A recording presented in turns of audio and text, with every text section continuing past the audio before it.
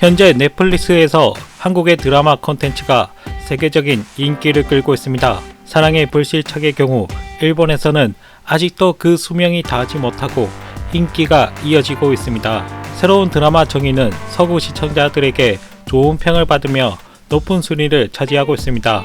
그리고 드라마 이전 한류를 이끈 K-팝은 여전히 전 세계적으로 인기를 끌며 한국 음악계의 파워를 펼치고 있습니다.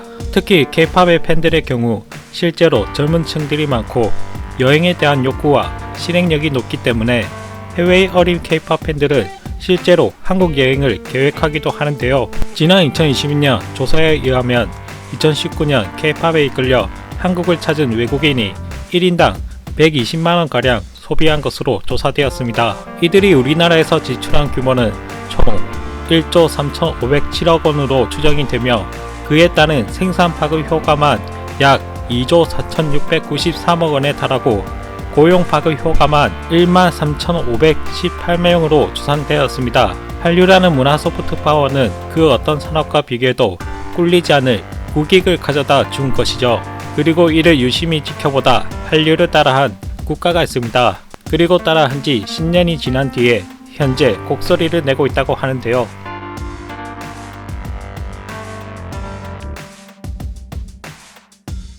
보아를 시작으로 동방신기, 카라, 소녀시대에 이르기까지 K-팝 스타들이 일본 활동을 시작하자 그동안 아시아 아이돌 시장을 장악하고 있던 일본 아이돌 시장에 변혁의 바람이 불기 시작합니다. 노래면 노래, 춤이면 춤, 모든 것이 어설프지만 예쁘고 잘생긴 외모와 귀여운 매력, 그리고 유치하지만 애니메이션에서 본 듯한 옷을 입고 무대에 올라 노래와 춤으로 팬들로부터 많은 사랑을 받아온 일본 아이돌들은 한국 아이돌의 칼같은 군무와 빼어난 외모, 뛰어난 노래 실력에 점차 팬들을 잃어가기 시작합니다. 그리고 대만과 동남아에서도 그 영향력을 한국 아이돌에 점차 뺏기면서 아이돌 시장에서는 한국과 일본의 입지가 완전히 뒤집혀 버리게 됩니다. 팬들은 아이돌을 통해 한국에 대해서 관심을 갖게 되고 한국 여행을 계획하며 한국산 제품에 대해서 다시 한번 눈길을 주며 구매를 하다 보니 자연스럽게 한국산 물건들도 수출길에 올라 새로운 고객과 수출 경로를 뚫을 수 있게 되면서 한국 기업들의 세계 진출 문턱이 상당히 많이 낮아졌습니다. 그리고 한국의 이런 한류 소프트 파워의 성공을 옆나라 일본에서는 가만히 지켜볼 수만은 없겠죠. 분석만은 세계 제일로 잘하는 일본에서는 한국의 문화 콘텐츠의 성공을 분석하기 시작합니다. 그래서 나온 결론이 국책사업이었습니다. 한국은 국가가 국책으로 돈을 쏟아부어서 성공시킨 것이다. 이 같은 결론이 나온 이유는 그들의 기저 심리에는 한국 따위가 저런 문화 파워를 절대 가질 수가 없는데 뒤에서 국가가 나서서 돈을 쏟아부으니 해외에서 밀어주는 것이다 라는 잘못된 생각이 깔려 있습니다. 그래서 일본 언론들과 전문가들도 앵무새처럼 국책국책거리며 한국의 문화 파워를 깎아내리기에 바빴습니다. 그리고 일본 역시 할 수 있다며 일본의 애니메이션, 음식, 관광 등을 세계에 알리기 위해 쿨 재팬이라는 정책을 내놓게 됩니다. 일본 언론은 쿨 재팬을 내놓으면서 한국 사람들은 생전 처음 들어본 단어를 활용해 포부를 밝혔습니다. 쿨 재팬 모티브는 쿨 코리아에 있다. 여러분들은 쿨 코리아 정책이란 말을 들어보신 적이 있습니까? 보통은 문화산업 육성 지원 방안, 뭐 이런 고지식한 네이밍에 다른 국가에서도 흔히 볼 수 있는 지원 사업을 두고 일본에서는 한국은 국책이야, 저것은 쿨코리아 정책이다 라고 떠들고 있는 셈이죠. 일본의 니케이는 쿨코리아를 언급하며 한국에서는 영화, 드라마 등 배우들의 인기를 통해 패션과 화장품을 진출시키고 마지막에는 국가 이미지 제고로 이어지게 만들고 있다. 자꾸만 대한민국이 쿨코리아 정책을 한다고 언론 플레이를 했습니다. 아니 너네도 하고 미국도 하고 영국도 하고 프랑스도 하고 남들 다 하는 국가 지원 산업이라니까? 아무튼 아베 전 총리가 시작한 쿨재팬 전략, 저는 처음에 일본이 쿨재팬 전략을 말할 때 내심 한국이 위험하겠구나 라고 생각했습니다. 왜냐하면 일본의 경우 1970에서 80년대 버블 경제로 쌓아온 부에서 창출해낸 세계적인 IP가 많기 때문이었습니다. 슈퍼마리오, 젤다의 전설, 스트리트 파이터와 같은 게임부터 가면라이더, 나루토, 드래곤볼, 포켓몬 같은 글로벌 대작 만화와 애니메이션이 즐비했기 때문이었죠. 이들 IP의 경우 세대를 이어 지속된다는 장점이 있어서 대한민국은 물론 해외에서도 부모가 자신의 아이들과 함께 일본의 만화와 게임을 공유하며 즐기고 소비를 하고 있습니다. 그러니 일본이 제대로 작정하고 이것들을 활용하면 한류는 한방에 뒤집힐 것이라 걱정했죠.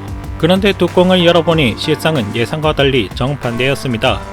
한국이 조 단위의 경제 효과를 창출하는 동안 일본 정부는 국가가 107억엔, 민간 기업이 309억엔을 출자해 풀재팬 지원 펀드를 만들었지만 지난해 11월 기준 56개 안건에 총 1,309억엔, 약 1조 2,660억 원을 투자하고도 대부분 실패했다고 합니다. 대표적인 실패 사례는 이세탄 더 재팬 스토어라고 합니다. 2016년 말레이시아 수도에 일본 백화점 이세탄을 출점했는데 흑자는커녕 적자만 계속해서 쌓여갔고 개업한 지 1년 만에 펀드는 모든 주식을 팔고 현지에서 철수하게 됩니다. 일본 경제산업성도 일본의 지식재산권을 이용해서 할리우드 진출용 영화를 만들겠다며 영화 기획과 개발 사업에 뛰어들었습니다. 민간 펀드를 조성하고 7편의 영화 개발을 계획했지만 현재까지 단 한 편조차 제대로 나오지 않고 매년 적자 경영만 이어가는 중이라고 합니다. 일본 언론에서는 쿨재팬의 이러한 대실패의 원인으로 정책의 모호함과 일본에 대한 자만심을 꼽고 있습니다. 쿨재팬 펀드 투자처는 일관된 전략이 보이지 않는다. 문화산업뿐만 아니라 식자재 개발, 일본 제품의 해외 유통 등에 신경을 쓰면서 성격이 모호해졌다. 한국은 영화, 음악을 전파해 배우와 아이돌을 알리고 이를 통해 관광객을 끌어들이고 마지막으로 국가 이미지를 제고하는 정교한 작전을 사용했다. 생각해보면 일본이 말하는 한국의 정교한 전략은 보통 선진국이라 불리는 국가에서 기본적으로 구상하는 문화 소프트 파워 전략이 아닌가 싶은데요. 예를 들어 미국 할리우드 대작을 감상한 후에 배우를 알게 되고 배우의 일거수일투족이 궁금해서 물건도 따라 사고 영화의 실제 배경 촬영지도 방문하면서 미국 여행도 하고 그러면서 미국에 대한 좋은 이미지를 받는다. 너무나 흔한 전략인데 일본은 한국이 정교한 전략을 펼친다고 생각하나 봅니다.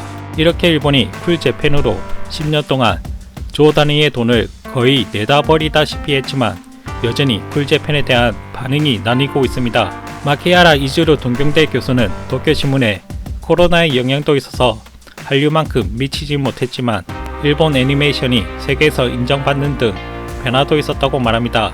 애니메이션은 예전부터 인정을 받아왔는데 새삼스레 쿨재팬 덕인 것 마냥 언급하니 조금은 이상합니다. 이어서 다만 정책의 구조가 아베 정권에서 전략적으로 추진해왔지만 현재 기시다 정권에서는 쿨재팬을 추진할 여유가 없다며 지금 이 상태로가 좋을지 검증이 필요하다고 말했습니다. 일본이 너무 한국의 성공을 자신들의 거만함으로 낮춰보고 깔보는 심리가 바탕인 심리에서 한류를 분석하다 보니 대참사가 난 것을 왜 아직도 모르는 것일까요?